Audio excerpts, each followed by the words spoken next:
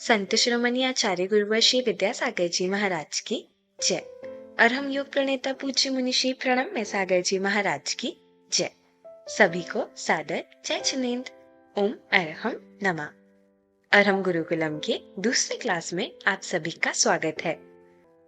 आइए अब हम पूज्य मुनिश्री की वाणी में सूत्र सम्यक दर्शन ज्ञान चारित्राणि मोक्ष मार्गः के गहन अर्थ को समझते हैं। आप सभी अपनी अपनी नोटबुक और पेन के साथ तैयार हो जाइए। मोक्ष मार्गस्य नेतारं भेत्तारं कर्म भूभृतां ज्ञातारं विश्वतत्त्वानां वन्दे तद्गुणलब्धये। देवादिदेव आदिम तीर्थंकर श्री ऋषभनाथ भगवान की, वर्तमान शासन नायक श्री वर्धमान महावीर भगवान की, परम पूज्य आचार्य गुरुवर श्री विद्यासागर जी महाराज की। जब लिए परम पूज्य ज्ञान भी तब तक जब तक कि उस ज्ञान से हमें सुख मिल रहा है या ज्ञान से हमें कोई सुख की इच्छा पैदा की जा रही हो, तब तक वो ज्ञान अच्छा है। लेकिन जैसे ही हमारे बैठने उठने खाने पीने सोने इन सब क्रियाओं में जैसे ही हमें उनकी याद आएगी तो हमारा सब ज्ञान व्यान अलग धरा रह जाएगा। समझ आ रहा है? इसलिए ज्ञान की भी कोई इच्छा नहीं करता है। ज्ञान की इच्छा करने का मतलब है हमेशा जागृत रहना, क्योंकि ज्ञान कब मिलेगा? जब आप जागृत रहोगे, जागते रहोगे।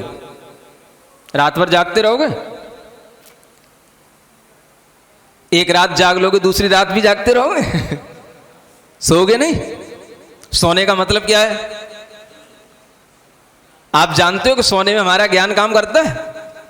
कुछ नहीं, बिल्कुल अचेतन से हो जाते हैं, जड़वत पड़े रह जाते हैं, लेकिन फिर भी हम जानबूझ करके सोने की तैयारी करते हैं और सोते हैं। फिर ज्ञान की इच्छा कहां हुई? समझ आ रहा है?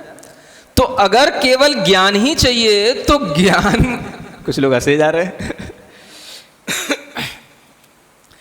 अगर केवल ज्ञान ही चाहिए तो ज्ञान तो जब तक आप जागृत रहोगे तभी तक मिलेगा। लेकिन आप जानबूझ करके सोते भी हो, खाते भी हो, ज्ञान से अलग हटकर के भी शून्य में कहीं एकांत में घूमने के लिए भी जाते हो और सब बातें भूलने के लिए थिएटर में भी चले जाते हो।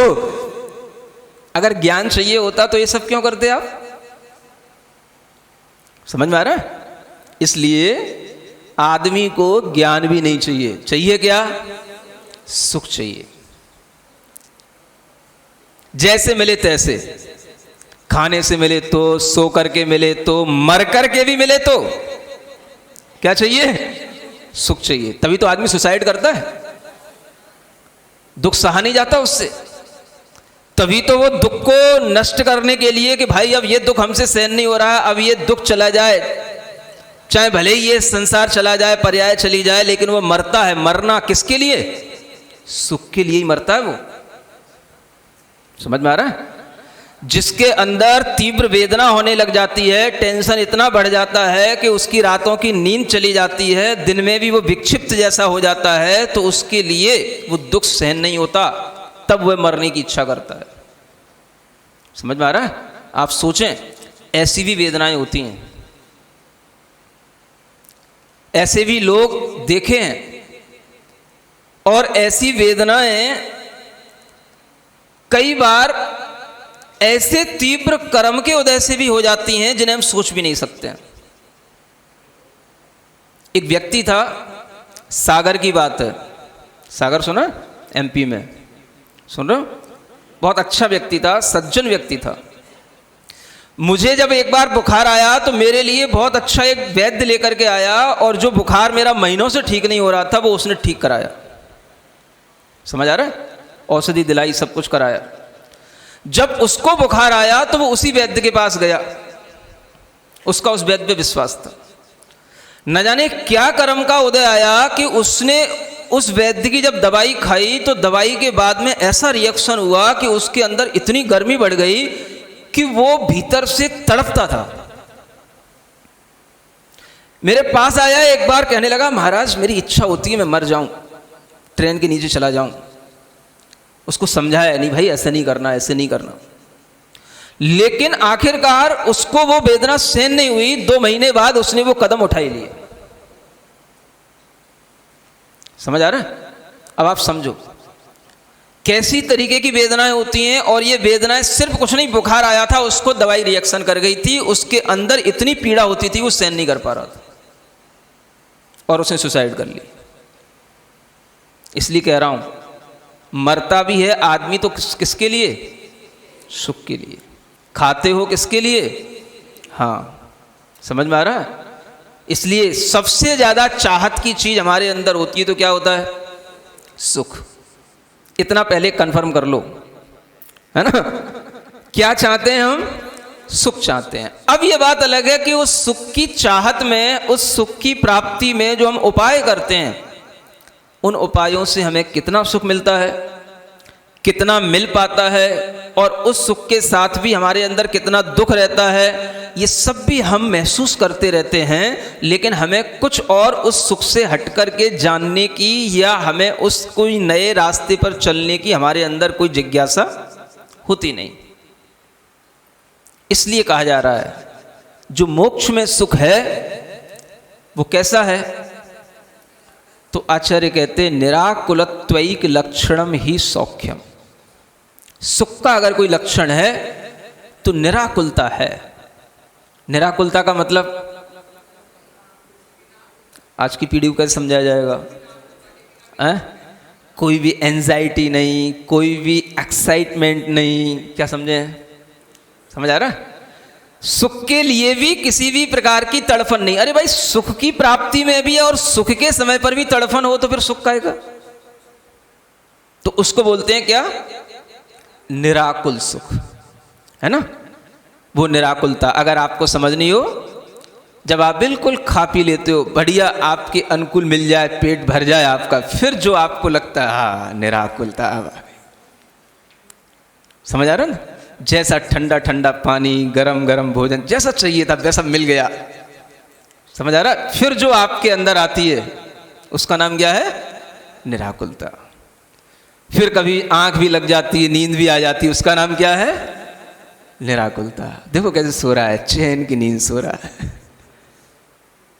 समझ आ रहा है? एक समझने के लिए निराकुलता क्या है, लेकिन उसमें भी आकुलता है। क्या आकुलता भाई? सोने में भी आकुलता है। जितनी देर सो रहा है उतनी देर तो निराकुल है, लेकिन उसमें भी याद रखता है कि मुझे उठना है। समझ आ रहा है? 1 घंटे बाद उठना है कि 4 घंटे बाद उठना है, उसमें भी आकुलता रहती है। कब तक सोएगा? और अगर ज्यादा सोएगा तो कोई तो दूसरा उसे सोने नहीं देगा। समझ आ रहा है? कहां सुख?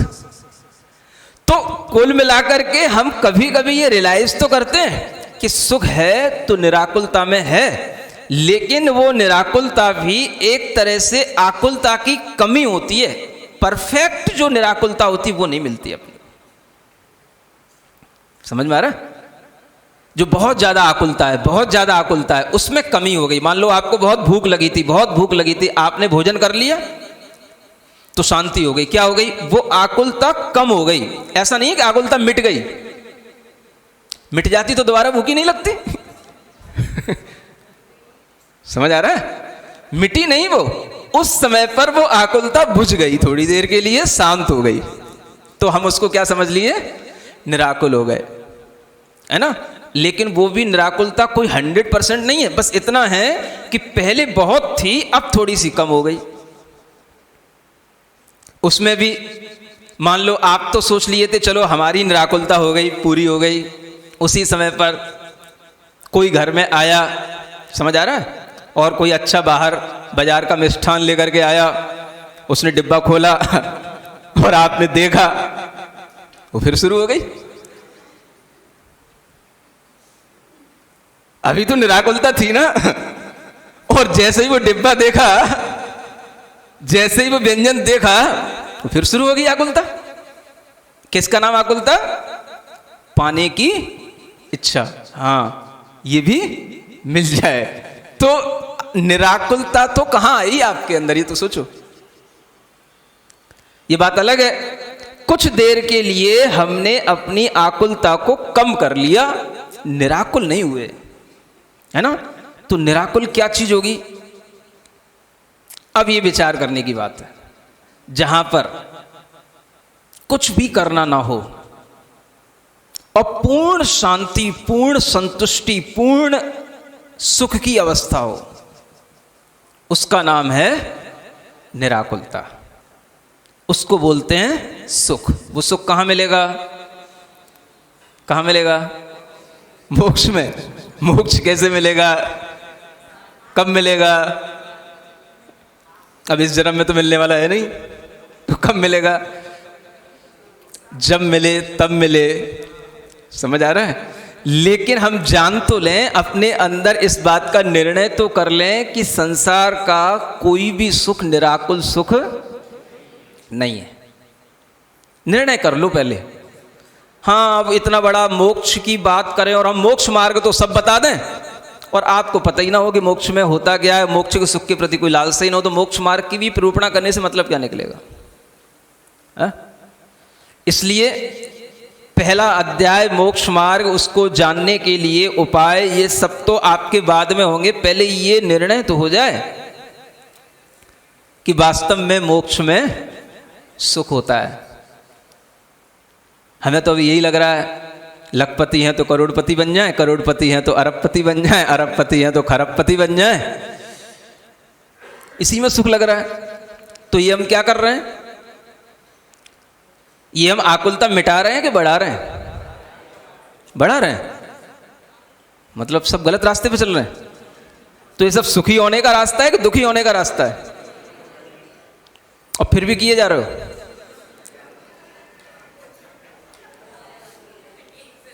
कह रहे हो दुखी होने का रास्ता है, तो मतलब ये नहीं चाहोगे कि हम लखपति से करोड़पति बन जाएं? पक्का कर लो फिर कि महाराज हमें इतना ही आशीर्वाद दो, हम लखपति हैं तो लखपति ही बने रहे, करोड़पति हैं तो करोड़पति बने रहे, हमें अरबपति नहीं बनना। ऐसा आशीर्वाद तो कोई मांगता ही नहीं। क्यों भाई पीछे बैठे हुए? होंडा कंपनी कोई ऐसा आशीर्वाद तो ले ही नहीं आया आज तक कि महाराज हम 1000 पति है तो 1000 ही पति बना रहा हूं, मैं लखपति हूं तो लखपति ही बना रहा हूं। मुझे आकुलता बढ़ानी नहीं है, क्योंकि मैंने देख लिया है आकुलता में दुख है, और ये संसार को एक तरीके से बढ़ाने का मार्ग है। आकुलता में कोई सुख नहीं है और आकुलता इसी से बढ़ती चली जाती है। अगर हम आज लखपति हो गए तो फिर कल करोड़पति की इच्छा होगी, और करोड़पति हो गए तो अरबपति की इच्छा होगी, और यही आकुलता हमारे लिए दुख का कारण है। लेकिन फिर भी हर कोई जैसे बने तैसे, बैंकों से लोन भी लेना पड़े, कंपनी से उधार भी लेना पड़े, तो भी अपनी नई कंपनी को चलाने के लिए हम करोड़ों हजारों करोड़ रुपए का लोन लेकर के भी बनना चाहते हैं, खरबपतियों की लिस्ट में आना चाहते हैं, भले ही हम उसमें सक्सेस हों या ना हों।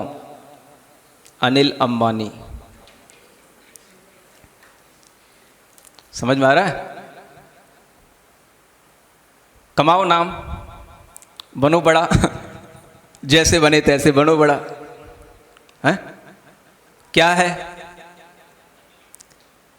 ये सोच ही अपनी इतनी उल्टी है, और इसी उल्टी सोच के कारण से ही तो आदमी दुख के मार्ग पर चल रहा है और सोचता है कि हमें सुख मिलेगा, जबकि सुख किसका नाम है?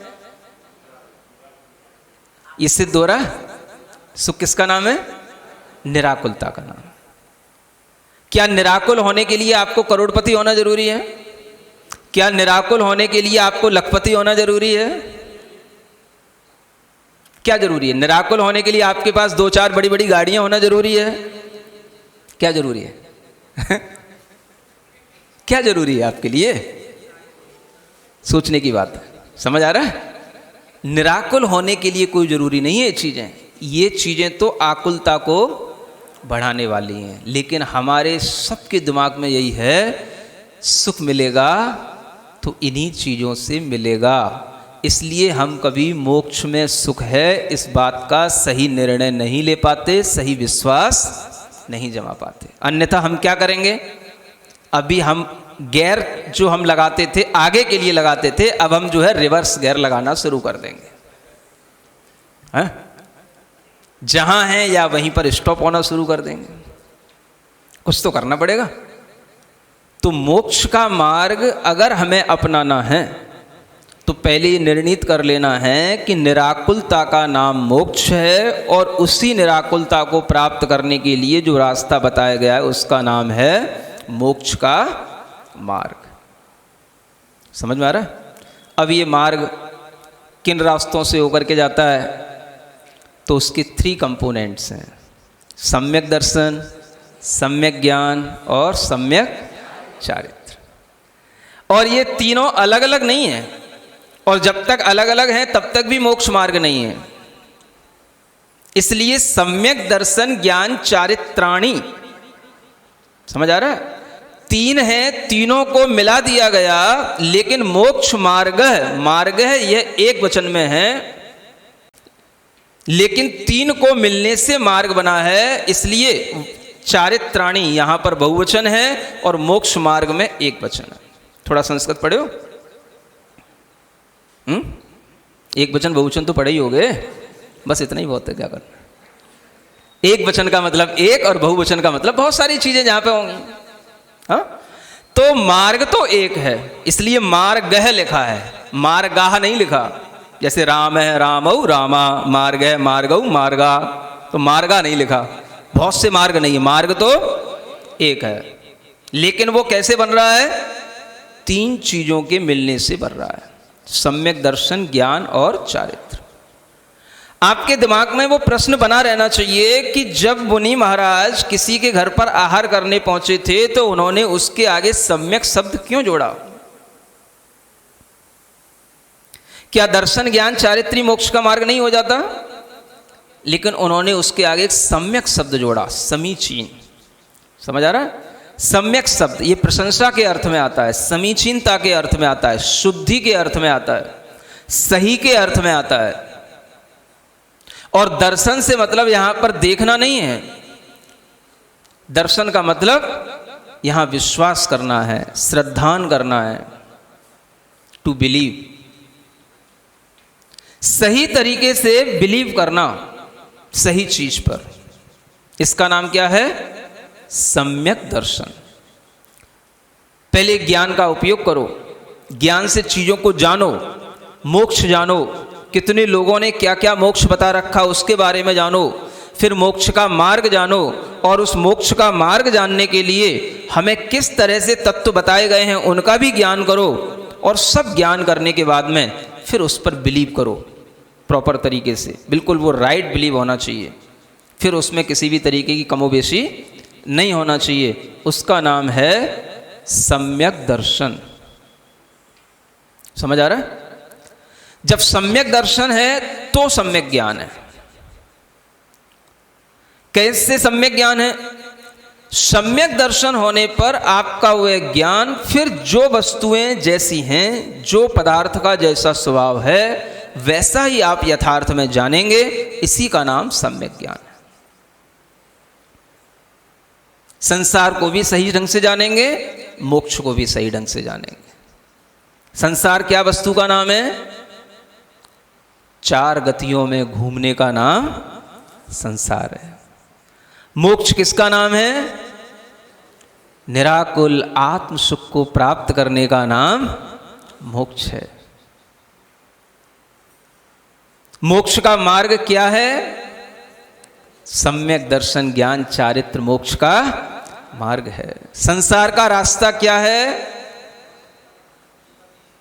मिथ्या दर्शन, मिथ्या ज्ञान, मिथ्या चारित्र ही संसार का मार्ग है। सब चीजों को सही सही ढंग से जानोगे। कोई छोटा भी जीव है, कोई बड़ा भी जीव है, आप जानोगे ये कौन सी इंद्री का जीव है, किस गति का जीव है, इसके पास में क्या क्या पर्याप्तियां हैं, क्या क्या प्राण हैं, क्या इसका ज्ञान है, क्या इसका सुख है, ये सब जानने में यथार्थ रूप से आने लग जाता है। उसका नाम क्या है? सम्यक ज्ञान।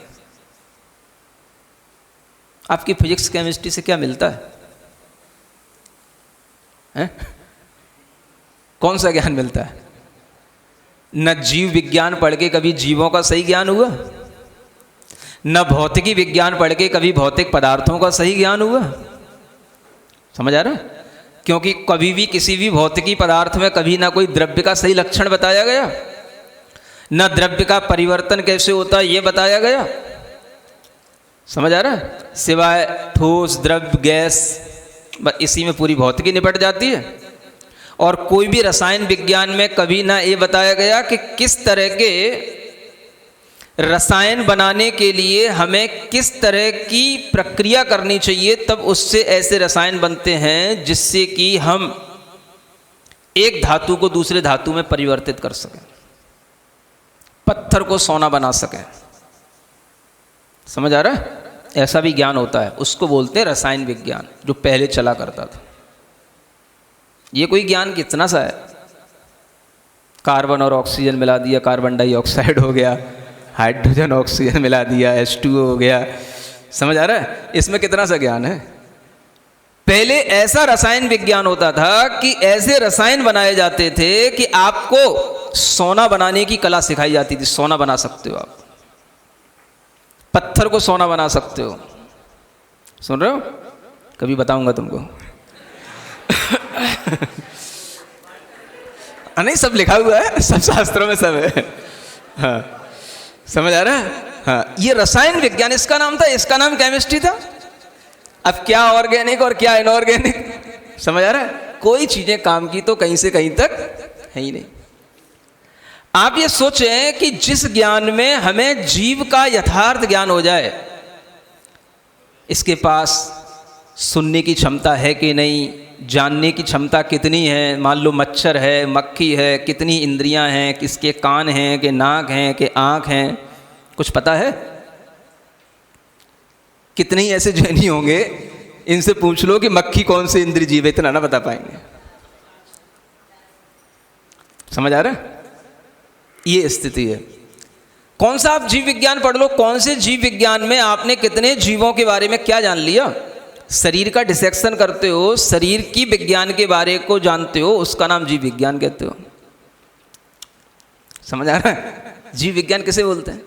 जीव माने आत्मा का ज्ञान कुछ हो तो उसका नाम जीव विज्ञान है ना। तो मोक्ष में जो कुछ है वो तो है ही, लेकिन पहले अपने ज्ञान को सम्यक ज्ञान बनाओ। सम्यक ज्ञान का मतलब क्या है? जो चीजें जैसी हैं उन्हें वैसा ही जानना। क्या हम वैसा जानते हैं? क्या हम मक्खी को सही ढंग से जानते हैं? मच्छरों को सही ढंग से जानते हैं? उल्टा ये और जान लिया, इनसे मलेरिया होता है, इन्हें मारो। समझ आ रहा है? मारने के उपाय जान लिए, ये लगा दो इससे मर जाएगा, ये हिला दो इससे मर जाएगा, ये जान लिया। क्या जाना तुमने? केमिस्ट्री पढ़ाई गई तो इसलिए केमिस्ट्री से ये खोजा गया है बस। समझ आ रहा? तो मोक्ष का मार्ग तब पता पड़ेगा जब आपके अंदर सम्यक ज्ञान आएगा। तो सम्यक ज्ञान किसका नाम है? जो चीजें जैसी हैं उन्हें वैसा ही जानो। संसार को भी, मोक्ष को भी, जीव को भी, अजीव को भी, जो जैसा है उसको यथार्थ में वैसा जानने का नाम सम्यक ज्ञान है। और सम्यक चारित्र क्या है? जब सम्यक ज्ञान हो जाए तो अब अपने दुख को दूर करने के लिए जो हम क्रिया करेंगे, जो हम आचरण करेंगे, उसका नाम है सम्यक चारित्र। किसको दूर करने के लिए? संसार के दुख को दूर करने के लिए, संसार की आकुलताओं को दूर करने के लिए अब जो हम क्रिया करेंगे, चारित्र लेंगे, वो उस ज्ञानवान जीव का क्या कहलाता है? सम्यक चारित्र कहलाता है। समझ में आ रहा है? जब ये तीनों चीजें एक साथ होंगी तब कहा जाएगा हाँ ये मोक्ष मार्ग पर है, ये मोक्ष मार्ग का मार्गी है, ये मोक्ष मार्ग का पथिक है। तीनों चीजें होनी चाहिए। सुन रहे हो? तो तुम्हारा तो नंबर कहीं से कहीं तक है ही नहीं मोक्ष मार्ग में है। अगर सम्यक दर्शन हो भी गया, सम्यक ज्ञान हो भी गया, तो भी गृहस्थ के लिए सम्यक दृष्टि हो जाने पर भी जब तक उसके अंदर चारित्र नहीं आता वह मोक्ष मार्ग पर चलता ही नहीं। और अगर थोड़ा चारित्र आया तो इसका मतलब है कि वो लंगड़ा करके चलने लगा, कम से कम चलने तो लगा। समझ आ रहा? तो कैसे कहा जाए कि आप मोक्ष मार्गी हो? आज हर सम्यक दृष्टि अपने लिए घोषणा कर रहा है, घर में भी रह करके मैं मोक्ष मार्गी हूँ, मोक्ष मार्गी हूँ। इस सूत्र से तो कहीं नहीं फिट बैठता मोक्ष मार्गी हूँ। समझ आ रहा? अगर यहाँ अलग अलग लिखा होता सम्यक दर्शनम, सम्यक ज्ञानम, सम्यक चारित्रम च मोक्ष मार्ग है, तो फिर कुछ बात बनती। समझ आ रहा है कि सम्यक दर्शन भी मोक्ष का मार्ग है, सम्यक ज्ञान भी मोक्ष का मार्ग है, और सम्यक चारित्र, तीनों अलग अलग भी मोक्ष के मार्ग हैं। भैया तुम्हें दर्शन लेना तुम दर्शन ले लो, तुम्हें ज्ञान लेना तुम ज्ञान ले लो, तुम्हें चारित्र लेना चारित्र ले लो। यहाँ ऐसा कुछ ही नहीं। और ये तीनों आपस में कनेक्टेड हैं। सम्यक दर्शन होगा तो सम्यक ज्ञान होगा, सम्यक ज्ञान के साथ जो आचरण होगा तो वो सम्यक चारित्र होगा। ये तीनों इसलिए एक दूसरे के बाद लिखे हुए हैं। समझ आ रहा है? एक क्रम यूं ही नहीं है, ये क्रम भी लॉजिकली है। तो सम्यक दर्शन होने पर ही सम्यक ज्ञान होता है, और सम्यक ज्ञानी का जो आचरण होता है उसी का नाम सम्यक चारित्र होता है। तब जाकर के तीनों मिलकर के एक मोक्ष का मार्ग बनता है। और जो उस रास्ते से सम्यक दर्शन ज्ञान चारित्र का पालन करते हुए चलता है उसको मोक्ष की प्राप्ति होती है, अनंत सुख उसको मिलेगा। तो आप लोग विचार करें कि हमको मोक्ष मार्गी कहा जाए कि नहीं कहा जाए। अब जबरदस्ती कहना हो तो कह लो, है ना? अब वो भी जबरदस्ती तो तब बनेगा जैसे मान लो कोई राजा है ना? अब राजा तो राजा है, लेकिन राजा का बेटा है कोई, तो उसको भी लोग राजा कहने लग जाते हैं। क्यों कह लेते भाई? राजा का बेटा है, योग्यता है। वाह वाह वाह, देखो कितनी अच्छी बात बोली है ना। योग्यता है, सही कह रहे हैं, योग्यता है। उस राजा के जाने के बाद में राजा तो यही बनेगा। समझ आ रहा है? माने उसमें भी राजा बनने की योग्यता है, इसलिए उसको पहले से भी राजा कह दिया जाता है, लेकिन वास्तव में तो वो राजा अभी नहीं है। ठीक है? तुम्हारी लाज रख रहा हूं मैं। समझ में आ रहा है? तुम्हें तो कोई उत्तर देना आता नहीं, तो तुम्हारा ही पक्ष लेकर के बता रहा हूं कि अगर तुमको भी मोक्ष मार्गी कहा जाएगा तो इसलिए कहा जाएगा, अगर तुम्हें सम्यक दर्शन हो गया, सम्यक ज्ञान हो गया, तो आगे ये भी सम्यक चारित्र लेगा। अगर ऐसा उसके अंदर सम्यक दर्शन ज्ञान के साथ में भाव होगा, ये सम्यक चारित्र लेगा। चारित्र लेने वाला तो यही होगा, क्योंकि उसके अंदर सम्यक दर्शन है, इसलिए उसको पहले से मोक्ष मार्गी अगर कहा जाए चल सकता है, राजपुत्रवत। समझ में आ रहा है? लेकिन अभी राजा मत समझ लेना। हाँ, और राजा के सामने यूं नहीं कहना कि मैं राजा हूं, तो ये भी तो सोचने की बात है ना। नहीं समझ में आ रहा? राजा के सामने अगर आप कहो कि मैं राजा हूं तो फिर गड़बड़ हो जाएगा। राजा नहीं तो आपको राजा बनने की एक अनुमति दी है कि हाँ आप भी राजा कहला सकते हो, आपको भी हम राजा बनने के ख्वाब दिखा रहे हैं, आप भी राजा बनोगे, हमारे बाद आप ही राजा हो, लेकिन राजा के ही सामने खड़े मत हो जाना। समझ में आ रहा है? और जब ऐसी गलती आप लोग कर जाते हो तो वो आपके लिए फिर अज्ञानता सिद्ध हो जाती है। तो हमें जिसे बोलते हैं ना, अपनी क्या बोलते हैं उसको, क्या बोलते हैं, अपनी बोलो तो, मैं बोलना नहीं चाह रहा हूं, तुम बोलो। अपनी पता होनी चाहिए क्या? अब तो बोलो। अच्छा शब्द है, कोई बुरा तो नहीं है? मैं बोल दूं तो बुरा तो नहीं लगेगा? है? हाँ, मतलब कि एक योग्यता होना सही बात है, हाँ योग्य है, लेकिन योग्य होने का मतलब ये तो नहीं हो गया कि वो हो ही गया, है ना? तो मोक्ष मार्ग गृहस्थों में होने की योग्यता होती है, होगा जब वो सम्यक चारित्र लेगा। अगर वो चाहेगा, इच्छा करेगा सम्यक चारित्र की, तो ही तो मोक्ष मार्गी होगा। अब राजा होकर के वो राजा बनना ही ना चाहे तो राजा का पुत्र होकर के फिर राजा पुत्र होने से राजा थोड़ी ना हो जाएगा। आखिर राजा की तरह उसे कुछ सीखना तो पड़ेगा, अस्त्र शस्त्र चलाना सीखना पड़ेगा, राजनीति सीखनी पड़ेगी, कूटनीति सीखनी पड़ेगी, न्याय सीखने पड़ेंगे, राज संचालन के तरीके सीखने पड़ेंगे, वो सब भी तो सीखना पड़ेगा। और वो को सीखना ना चाहे, राजा का पुत्र हूं तो राजा हो गया, तो ऐसे कैसे राजा हो गया भाई? समझ में आ रहा है?